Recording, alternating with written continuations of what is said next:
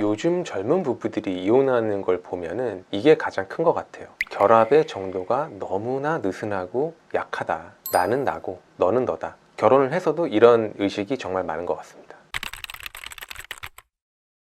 안녕하세요. 이혼법률 베스트셀러 작가 조성구 변호사입니다. 제가 이제 지금까지 이혼 상담만 3,000건 이상을 해왔고 이혼 소송만 1,000건 이상을 해왔습니다. 그러다 보니까 부부들이 이혼을 하게 되는 이유, 사연에 대해서는 누구보다 많이 들어왔는데요. 어떤 부부들이 이혼을 하게 되는지 이거에 대해서 한번 말씀드려보는 시간을 갖도록 하겠습니다. 부부들이 이혼을 하게 되는 이혼의 징조 첫 번째에 대해서 말씀드리겠습니다. 이혼의 징조 첫 번째는 돈 관리를 따로 하고 투명하게 공개를 하지 않는다입니다. 요새는 일단 맞벌이가 좀 많잖아요. 각자 돈을 번단 말이에요. 근데 각자 돈을 버는데 이거를 이제 계좌를 합치질 않고 내가 버는 돈은 내가 관리를 하면서 살아가는 거예요. 그러면서 내 뭐 수입이 얼마고 지출이 얼마고 이런 거를 명확하게 공개를 하지 않는 경우가 되게 많아요.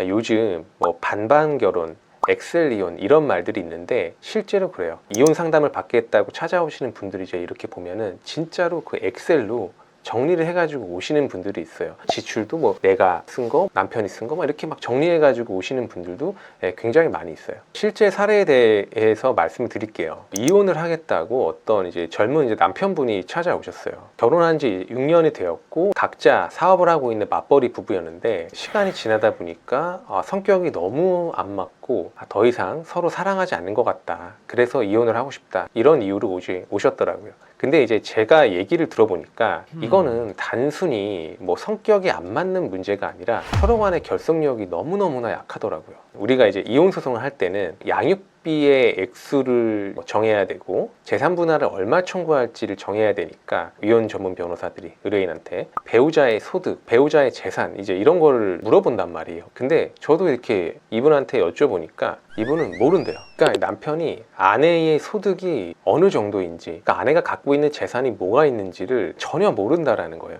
그러니까 오로지 아내가 처음에 결혼할 때 갖고 왔던 재산만 알고 있어요. 그럴 수가 있냐라고 제가 이제 물어보니까 이분 얘기가 아내가 요구를 해서 돈 관리를 아예 그냥 따로 했대요. 따로 하는데 아내는 자기가 이제 얼마를 버는지 뭐 얼마 정도가 돈이 모였는지에 대해서는 전혀 오픈을 하지 않았다라고 하더라고요. 최근에 갈등이 된 것도 이거였어요. 이 의뢰인이 이제 남편이 집을 뭐 청약을 한 거는 이제 매매를 하려고 하는 거예요. 이 집안에도 이제 아이가 태어났고 이제 집이 필요하니까 이제 집을 이제 살려고 하는데 그러려면은 아내가 갖고 있는 재산이 얼마가 있는지 이런 걸 알아야 되잖아요. 그래가지고 아내한테 그거를 물어봤대요. 너 지금까지 뭐 돈 얼마 모았어? 이제 이렇게 물어보니까 아내가 그걸 내가 왜 알려줘? 이런 반응이 나왔다라는 겁니다. 그러니까 남편이 이제 황당해가지고 그게 아니라 내가 얘기하지 않았냐, 집 사야 된다고 이렇게 얘기를 했죠. 그러니까 아내가 그냥 사지 마, 지금 집을 왜 사야 되는데 네 돈으로 사, 이렇게 말했다라는 거예요. 그러니까 남편도 할 말이 없죠. 계좌를 뭐 따로 관리한다, 합친다, 공개를 한다 만다 정답이 있는 거는 물론 아니겠죠. 그렇기는 하지만 합쳐야 할 때는 사실 합쳐야 되잖아요. 공개를 해야 되고 집을 사는데 그러면 남편 집 한 채 사고 아내 집 한 채 사고 이제 이럴 수는 없는 노릇 아니에요. 그러면은 돈을 합쳐가지고 우리 돈이 얼마 있으니까 뭐 대출을 얼마 받아서 얼마 정도짜리 어느 동네에 있는 그런 집을 사야 될지 뭐 이런 거 같은 경우는 당연히 부부간에 얘기를 해야 되는 거잖아요. 근데 이제 이런 것도 전혀 오픈을 안 하는 거죠. 이 사건의 이제 아내분 같은 경우는 제가 뭐 이런 생각이 들더라고요. 이 정도로 결속 관계가 느슨하고 이러면 사실 이렇게 결혼 생활을 하는 의미가 있나? 그냥 뭐 룸메이트 아닌가? 그런 생각조차 들더라고요. 그러니까 아무튼 이제 이 부분은 이로 인한 다툼이 이제 계속되면서 결국에는 이혼까지 갈 수밖에 없었습니다. 두 번째는 뭐 취미생활, 동호회, 친구 모임 관련 갈등입니다. 이것도 굉장히 유력한 이혼의 징조예요. 뭐 예를 들어서 골프를 친다 라고 하면 남편과 아내가 같이 골프 연습을 하고 친구 부부나 이렇게 가서 뭐 부부 동반으로 라운딩을 하고 이제 이랬단 말이에요. 요새는 어떠냐면 아내는 골프를 치고 싶대요. 근데 남편은 나는 그런 거 치기 싫다. 그럼 너 골프하러 나가. 골프 연습해. 그럼 나는 그 시간에 게임하고 있을게. 난 낚시 갔다 올게. 세차 정모하러 갔다 올게. 이런 양상으로 좀 변화한 것 같아요. 그리고 뭐 친구를 만난다라고 하면은 예전에는 좀 그랬어요. 아내 친구 모임에 남편도 좀 가끔씩 같이 나가고 남편 친구 모임에 아내도 나가고 부부 동반으로 모여가지고 뭐 밥도 먹고 술도 먹고. 그런데 요새는 각자예요. 아내는 아내 친구 만나러 가고 남편은 남편 친구 만나러 가는데 남편과 아내는 서로의 친구들이 누가 있는지도 명확하게 모르고 이런 경우들도 종종 있더라고요. 그러니까 물론 각자의 취미 생활이라든지 친구라든지 이런 거는 당연히 존중해 주는 것이 맞기는 합니다. 뭐 남편은 테니스 좋아하는데 나는 테니스 싫을 수 있어요. 난 그 시간에 나는 뭐 골프 치고 싶을 수도 있고 뭐 다른 거 하고 싶을 수도 있잖아요. 근데 이제 이것도 사실 정도가 있는 거죠. 부부가 9시에 출근을 한다 치면은 뭐 한 6시, 7시쯤 집에 들어올 거 아니에요?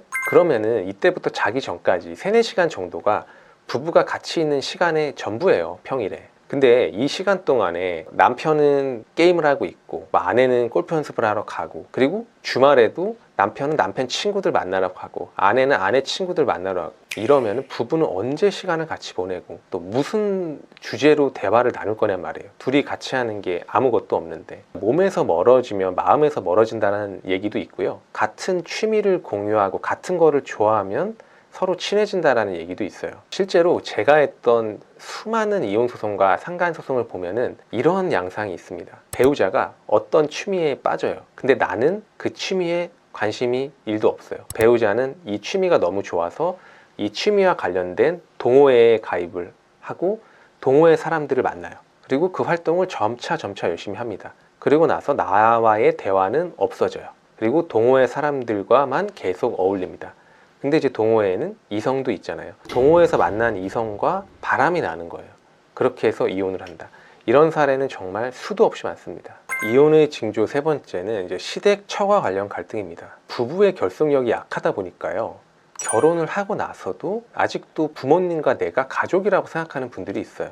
물론 이제 당연히 부모님과 내가 가족은 맞긴 한데요, 결혼을 했으면 나도 이제 새로운 가족을 꾸린 거잖아요. 이런 생각이 점점 없어지는 게 요즘 현실 같습니다. 집안의 대소사를 배우자와 의논을 해야 되잖아요. 근데 배우자와 의논을 하지 않고 내 부모님과 의논을 해요. 근데 내 배우자의 생각과 부모님의 생각이 다르면 어떨까요? 내 배우자도 자신의 부모님과 막 상의를 하는 경우라면은 우리 부모님이랑 배우자의 부모님이랑 의견이 다르면 어떨까요? 이때부터는 이게 부부 싸움이 아니라 이게 집안 싸움으로까지 번질 수가 있는 겁니다. 제가 이제 예전에 했던 사건인데, 처가의 간섭이 너무너무 심해서 이혼을 결심한 남편분이 있었어요. 이분을 도와서 제가 이제 이혼 소송을 제기하고 이혼을 하게 해드린 사건이 있었는데, 이 부부의 문제는 아내가 모든 대소사를 자신의 부모님과만 상의를 하는 거예요. 그리고 부부싸움이 있잖아요. 그러면은 아내는 무조건 친정으로 가버립니다. 거기까지는 뭐 그럴 수 있어요. 그러면 남편이 아내에게 연락해서 집에 돌아와라, 너 지금 뭐 하는 거냐, 이렇게 얘기를 할 거 아니에요. 그럼 아내는 이거를 답장도 안 해요. 그런데 갑자기 장인어른한테 전화가 와요. 박서방, 당신 지금 뭐 하는 거냐, 뭐 이렇게 얘기가 온단 말이에요. 심지어 조금 심하게 싸웠을 때는 장모님이 남편한테 전화를 해서 본인들은 이혼을 해야 되니까 본인들이 원하는 이혼 조건을 뭐 카톡에다 적어가지고 장모님이 이제 남편한테 보내고 이러는 거예요. 그러니까 남편은 이 상황에 이제 진절머리가 났지만 아이도 있고 하니까 이혼은 정말 하기 싫었어요. 그런데 이런 과정이 몇 년을 반복되다 보니까 뭐 솔직히 도저히 결혼 생활을 계속할 수 없다라는 생각을 했죠. 그리고 이제 저희 법무법인을 선임을 하고 이제 아내에게 이혼 소장을 날렸습니다. 이혼 소장을 날리고 이제 며칠 뒤에 제가 이제 뭐 외부 일정이 있어가지고 외부 일정을 이제 마치고 사무실로 돌아왔어요. 그러니까 뭐 저희 담당 직원이 저한테 얘기를 하더라고요. 피고 쪽에서 우리 법무법인으로 연락이 왔다. 아까 피고가 연락했다고요? 제가 물어봤죠. 그러니까 아니요, 그냥 피고 아버지가 전화를 주셨다고요. 계속 그러고 있는 겁니다. 이제 이런 사례들이 요새 진짜 많아요. 오늘 이렇게 이혼의 징조 3가지에 대해서 말씀을 드렸는데요. 결국 이 3가지를 관통하는 공통된 것이 무엇이냐, 부부의 결속력이 너무 약해졌고 이로 인해서 이혼을 많이 하게 된다는 것입니다. 물론 결혼을 했어도 서로의 사생활을 존중을 하고 각자의 영역을 보호해 주는 것은 나쁜 게 아닙니다. 뭐 오히려 좋은 거죠. 그러나 여러분들이 절대 잊지 마셔야 하는 거는, 부부란 거는 공동체라는 거예요. 경제적으로도 공동체고 생활적으로도 공동체예요. 그런데 이런 경제적, 생활적으로 결혼을 했어도 나는 나고 너는 너다, 남편은 남편이고 아내는 아내다, 각자의 영역을 존중해줘라, 이 부분에만 너무 포커스를 맞추다 보니까 결속력이 너무 약해지는 거예요. 그러니까 이게 정말 부부인지 룸메이트인지 알 수가 없는 이제 그런 사례들도 요새 정말 많거든요. 이런 식으로 산다라고 하면은 사실 결혼을 하는 의미가 저는 없다고 생각을 합니다. 이런 점을 꼭 생각해 주시고, 각자의 영역을 존중하는 것도 중요하지만 부부는 공동체라는 사실을 꼭 생각해 주셨으면 좋겠습니다. 지금까지 조성구 변호사였습니다. 감사합니다.